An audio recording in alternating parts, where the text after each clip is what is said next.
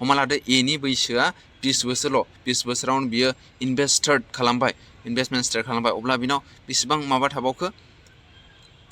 30 बोसोर बियो कन्टिनिउअसलि इनभेस्ट खालामगोन 50 बोसोरसिम नाथाय बियो बेसेबां इनभेस्ट खालामगोन 10,000 नङा बियो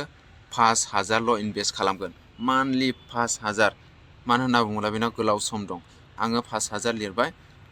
बेखौ माबाखौ नायदो 30 बोसोर खालामदो बेखौ 30 इयार्स जाबाय इन्ट्रेस्टआ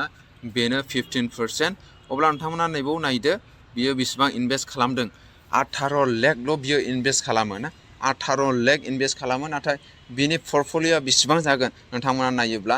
आसरित जागोन आरोखि देरे आराय नोंथांमोना नुनो थाखाय हागोन